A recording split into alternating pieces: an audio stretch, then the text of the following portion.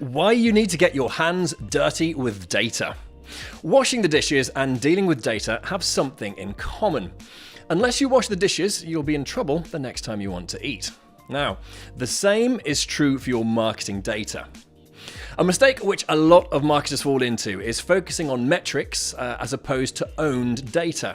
Metrics such as email open rates and website bounce times are useful, but your true customer data needs to be embraced, loved, and close attention be paid to it. Poor quality, inaccurate, and old data is likely to result in a raft of problems ranging from rightfully getting an ear bashing from sales for giving them poor quality leads, as well as being directly responsible for negatively affecting your company's profitability. In short, as a marketer, you have to step up and make data management and maintenance a core part of your skill set. It's not glamorous, but the results which will come of it certainly will be worth it.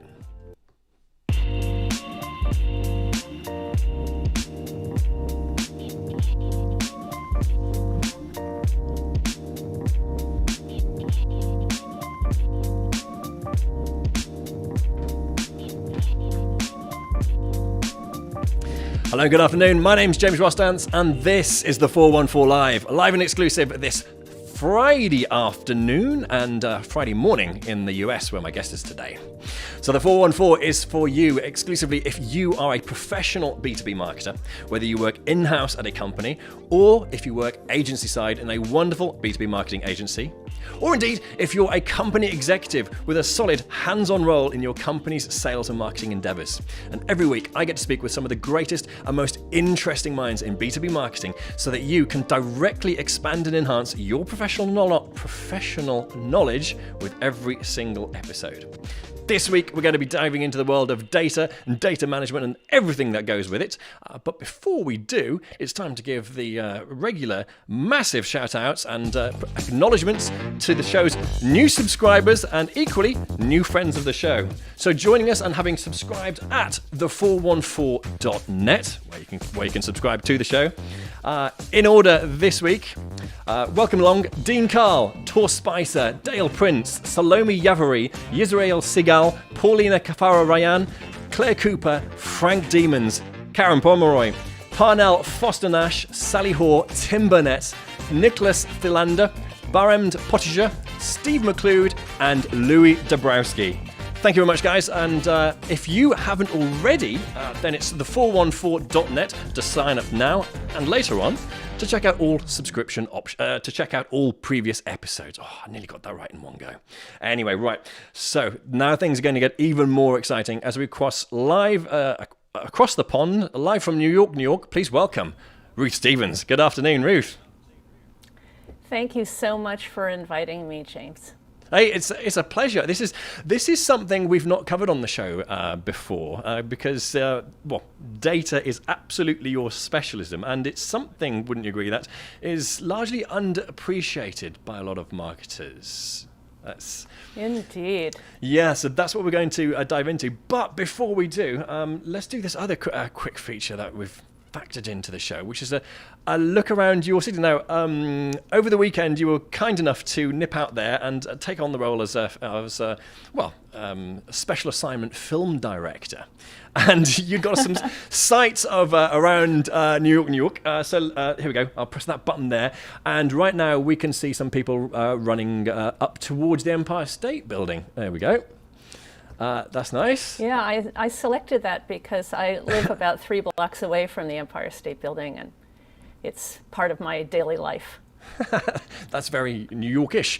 A liquor store, as you guys call it, nice, and part of our COVID lives, right?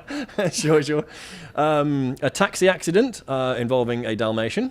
Or is that art? Yes, that's a children's hospital nearby where that Dalmatian is dangling a real New York City taxi. Why not? There we go. And this one here. So 30 cans of beer lager for $30. Yeah, that's more about marketing during COVID. So that's about 70 pence a can of lager. Good to know. Okay. Yeah, come on by. Right, well, hey, thank you so much for doing that as well. I think that's really nice to factor in a spot of international flavour to the show to get a feel for where you are. But with all of that said, let's dive right into it then, and into the world of data. And let me start, please, by asking, so what is the problem with the way that most marketers currently view data? Well, I think the fundamental problem is that we don't view marketing data, and by this I'm meaning the customer record, less than the metrics that you were talking about and other data elements. I'm actually talking about the record of customers and prospects that we maintain. It has various elements that we can talk about later. But what concerns me is that many people, not only in marketing, but also in very senior levels, don't understand that that data record is a corporate asset that needs to be nurtured and maintained and applied. And the other element, I would say, or the other reason why marketers in particular view data wrongly, is they delegate responsibility for it to a person, a third-party person who is like the data administrator. You know, they say to themselves, oh, Mary over there, she handles our data. I do strategy, or I do competitive analysis, or I plan campaigns, I do research, whatever. But they don't want to get into the data, and I think that's a real mistake, especially today. Shunning data is, I think, both a personal and a professional liability. Ooh, that's a good way of describing it. Right, so right from the off, right here, we're establishing that having an aversion to data is not cool. You need to be embracing it is something right. I see as you're going with this. So what would you say then are the real world impacts of not embracing data, and as you say, having a tendency to try and just shove it onto someone else? What's the result of that? Well, if you're not keeping the data close and feeling responsible for it, and having intimate knowledge of it, therefore you are misusing the data in effect, meaning you are likely to be annoying your customers and prospects by, for example, addressing them incorrectly, or you're very likely to be missing big business opportunity. In fact, I've seen some recent research that suggested that companies who are not taking care of their data miss as much as 12% of top-line revenue that they could have enjoyed if their data was fresh and complete. And when they're missing this top line, that's a great stat, by the way. So when they're missing this 12% of top line revenue, how is that happening? Is it causing them to directly lose sales because the customer has lost respect for the organization? What are the reasons? Either way, it's most likely it's that you've sent your communications to the wrong person, or you have misaddressed the communications, or you haven't understood their needs because the data is incomplete. Those kinds of factors. Okay, so when this happens then, and marketers make a point of passing off the data responsibility, what are the common objections that marketers give? And really what I'm going with this is, what are the excuses to look out for? And I guess, yes. What are the signs? What are the excuses? Yeah, there are a couple of reasons. One is that, and I see this a lot, people say, well, I went into marketing because I hate math. Or, it's not my thing. I'm more about creativity and big ideas and messaging, and that is understandable. But as I said, today, if you try to shun data, you're going to be sorry. But the other reason, I think, is that they may say, well, Mary over there is managing it for me. I'll just rely on her. And as I say, what I think people should be doing is getting into the customer records, reviewing them, looking them over. In fact, you can find all kinds of interesting insights and ideas, inspiration by looking at your customer records. Is there a way that you might like to reposition perhaps how marketers should view data? Maybe an analogy of some kind, or just a paradigm shift of some kind to get us from, oh God, that's maths, and as you say, this isn't what I got into marketing for. Is there a better, more preferential way that we can basically sell it to marketers? Great question. I think I've got two ideas for how that could be done. One is that your senior executives need to insist on it. There's nothing like, the stick. But the carrot might be already in development around the world, I think. Data nerds are cooler than they used to be.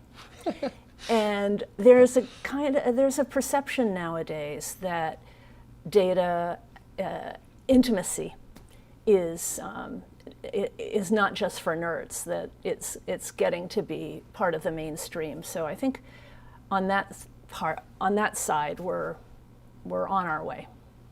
Okay. I like the concept there of the carrot as opposed to the stick.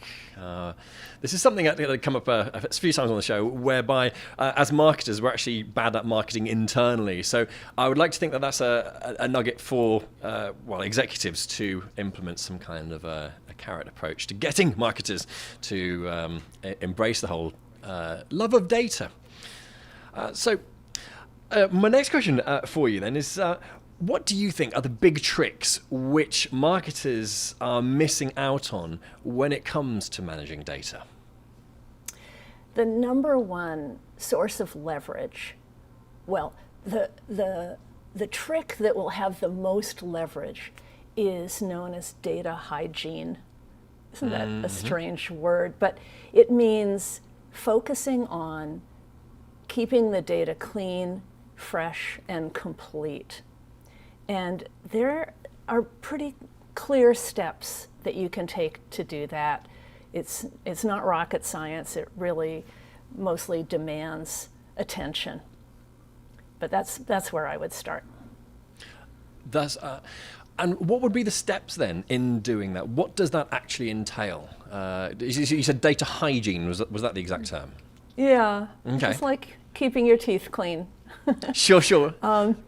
There are a couple of ideas that I can share with your audience, James. The first would be to back up and examine how data is entered in your company. Very likely it's entered by the lowest level individual who doesn't get a lot of respect and doesn't get a lot of pay. And you might look at how those people are being treated.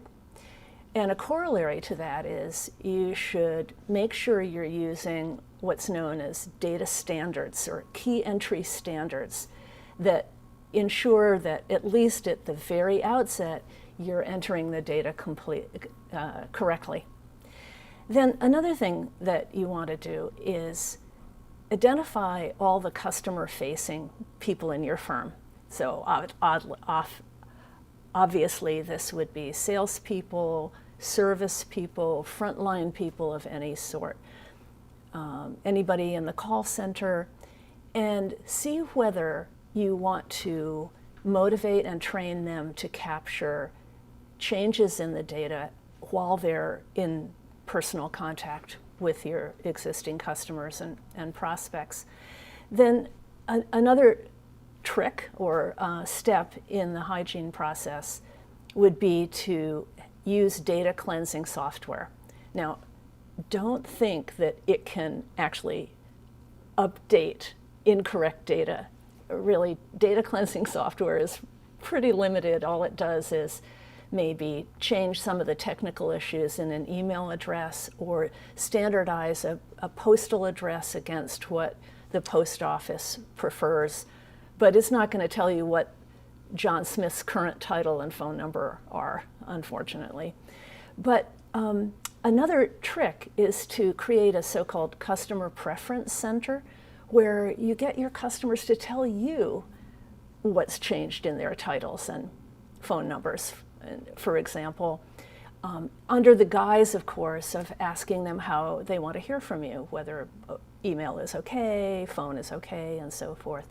And then the last trick is to send your data out to a database supplier regularly, like twice a year, to get it cleaned up with whatever fresh data has come along in the general world. So those are the standard data hygiene techniques, and I'm sorry I've made this maybe a little too long.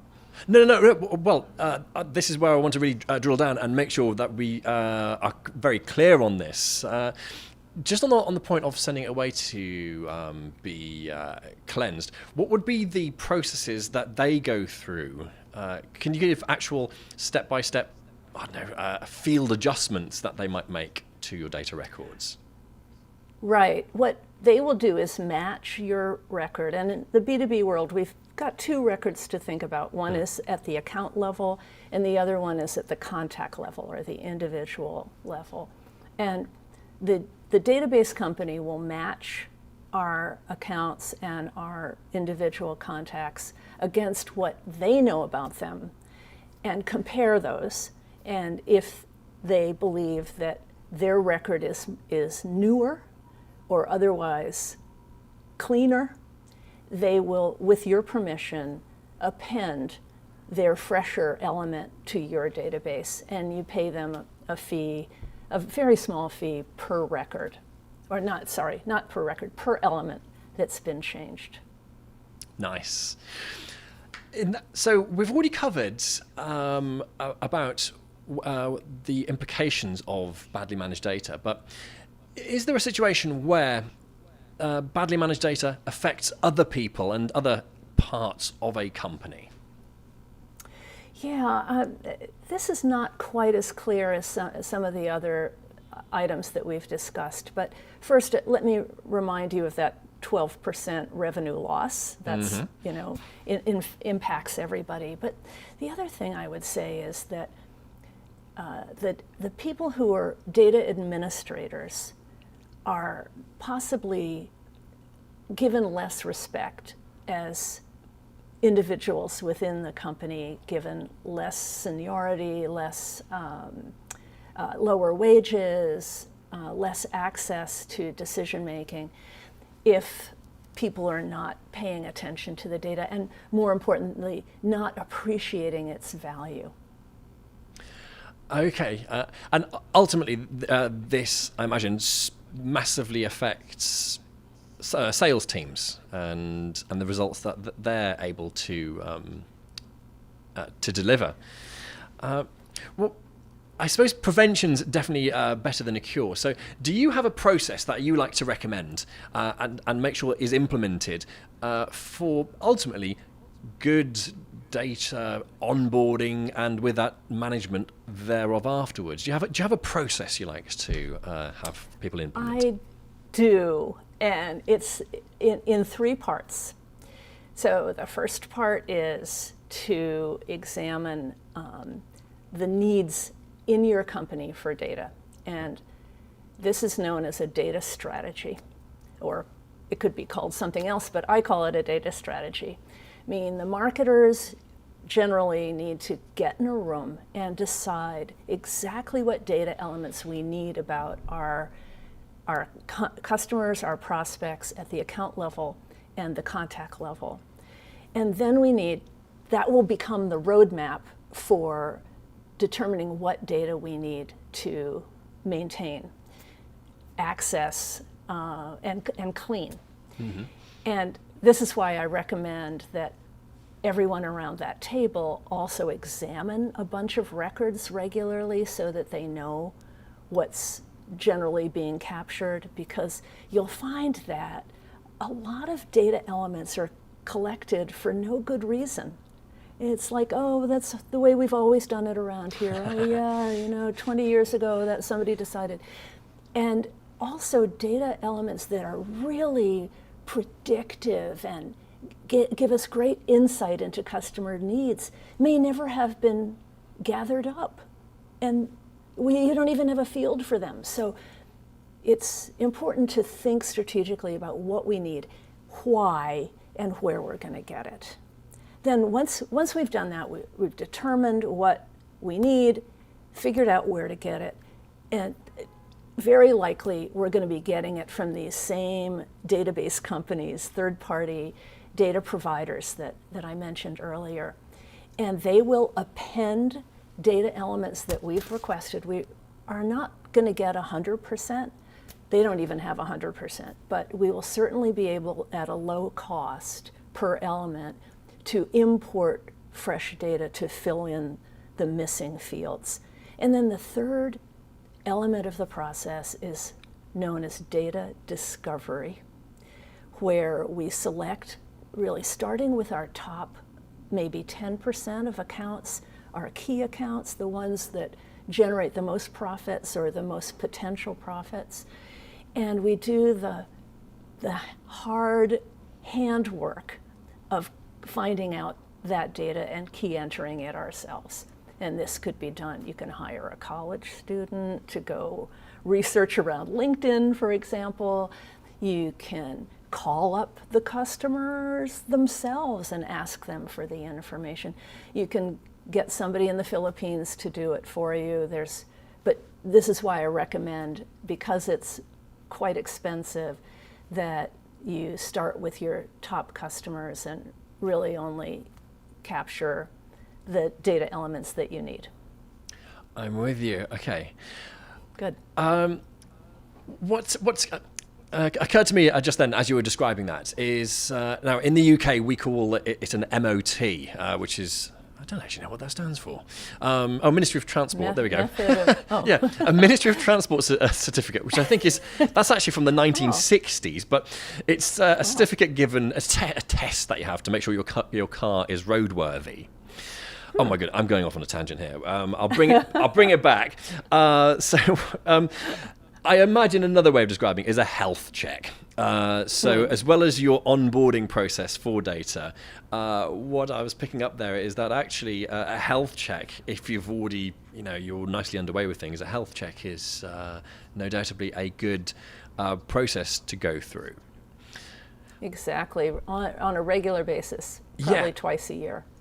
Here we go. Right. How about this? So, say we're doing a health check now for the company that you work in. What would be, say, your top 3 additional data points that you would say, hey, look, you should really, really have these, seeing as you've probably not already got them or you're not making a point of getting them? What would be the 3 data fields that you would say is a must-have?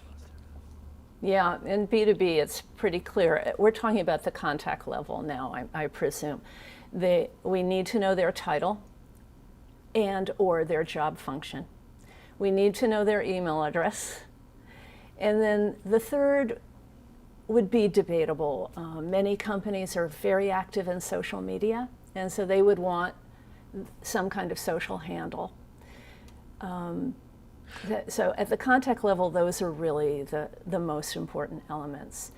At the account level, that data is fairly standardized because it's an eye is kept on it by local governments. So you usually can get the exact name of the company and the postal address of the company. I mean, from even the phone book.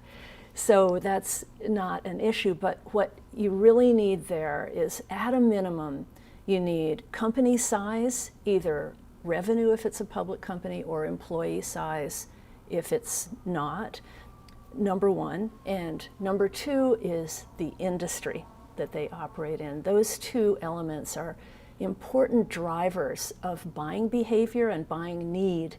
So the way we market to companies is heavily based on what we know about their company size and the industry that they operate in.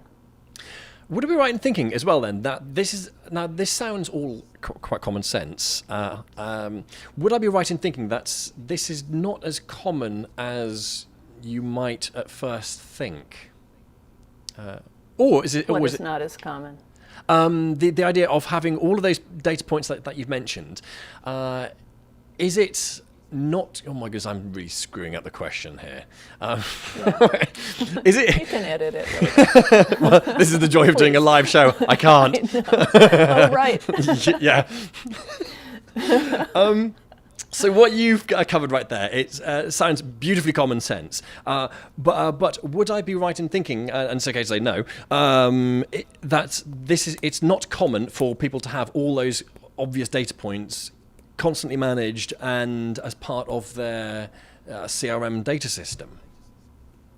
Well, James, let me mention that you asked for the minimum or the most powerful or the most predictive, the most important data elements. But a typical marketing database, wherever it's housed, if it's in a CRM system, has other important elements that tend not to come from the outside. They come from internal billing systems, from web data, and other internal sources.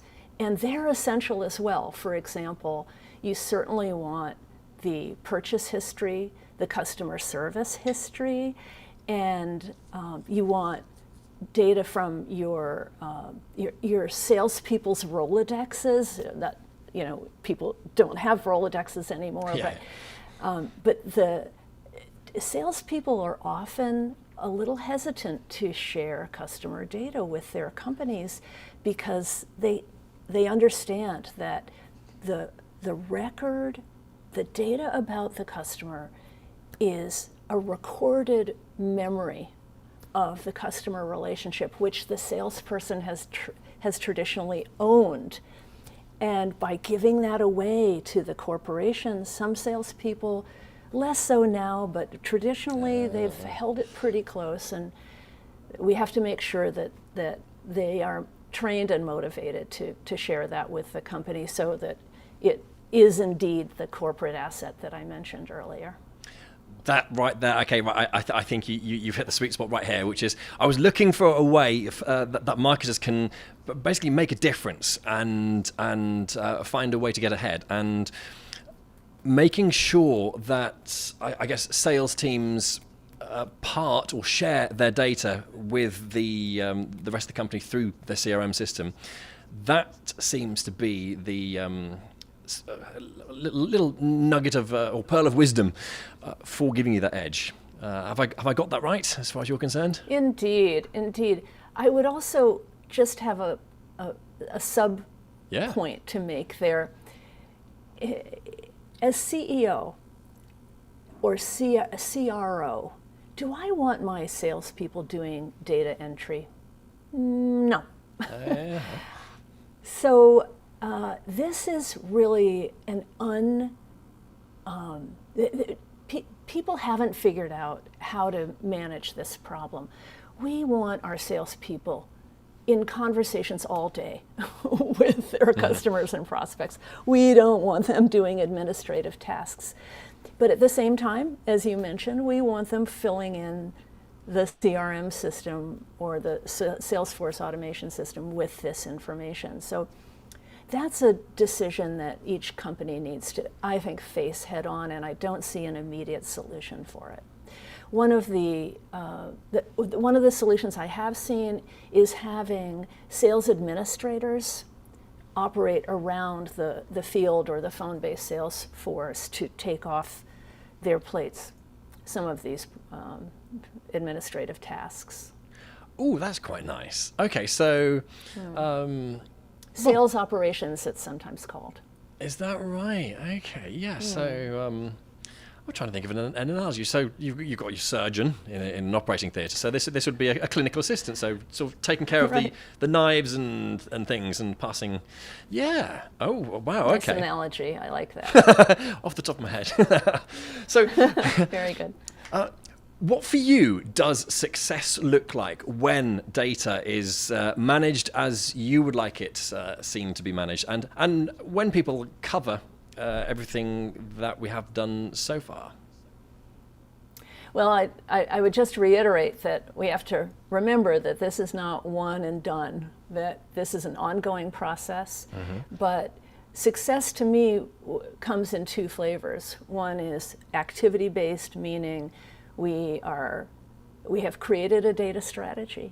We are executing that strategy on an ongoing basis, and the job of data management is viewed as an important one in the firm. That's sort of one piece. And then the other is success is from higher response rates from outbound marketing communications, higher conversion rates on sales, and generally higher revenue result in the firm overall. Beautifully put. Well, in that case, I do have one more question to squeeze in, which is, what advice would you give someone who wants to take ownership of their data situation and maximize its potential? So action points. Yeah, so my pitch to all marketers is take responsibility for the marketing data. Don't delegate it to Mary or anybody else in the firm. Administratively, sure, but don't say, well, it's their problem. It's your problem, because marketing results are impacted by it. But also to get your arms around the data and develop, overcome any fears or hesitancy you may have, to get into it, there are really two important steps. One is to look at a handful of customer records, not only so that you can understand what data you have, but what potential data might give you fresh insights and important campaign directions and other benefits. And the second is to maybe take the data administrator out to lunch and make your, not during COVID, of course, but make yourself a new friend and show interest in what she or he does, and understand what they go through and be sympathetic, and also learn from them about where are the problems and see what you can do to help fix them. And then, of course, the third piece is to ensure that you have a data strategy, like I explained earlier. And if you don't, launch an initiative around the company where key marketers are brought together and asked, what do we need to have in our marketing database? What's missing, and how are we going to go get it? Oh, that's nice. So that sounds like a perfect opportunity to bring the sales team on board for a marketing sales team power meeting of sorts. Indeed, because no salesman has ever said, we have great data around here. Until now. I have never heard this from the mouth of a salesperson. Well, that certainly sounds something quite honourable to strive for from now on. Yes. I'm determined with all of this that we do align sales and marketing teams quite formidably, and that indeed does sound like a core way of making that happen. Well, excellent. Well, hey, look, Ruth Stevens, live this morning in New York, this afternoon here in the UK. Thank you very much for joining me today. Really appreciate that. Thank you, James. It was a lot of fun. Thank you. And if you've enjoyed watching, then I hope you have already. If by chance you haven't, then the414.net is where you get to sign up so you never miss an episode in the future. And it's also where you can check out all previous episodes, all previous episodes right there on the414.net. So there we go. Insights and wisdom from the greatest and most interesting minds in B2B marketing every single week, right here with me, James Rostance, on the 414. I hope you've enjoyed watching, and I'll see you here same time next week.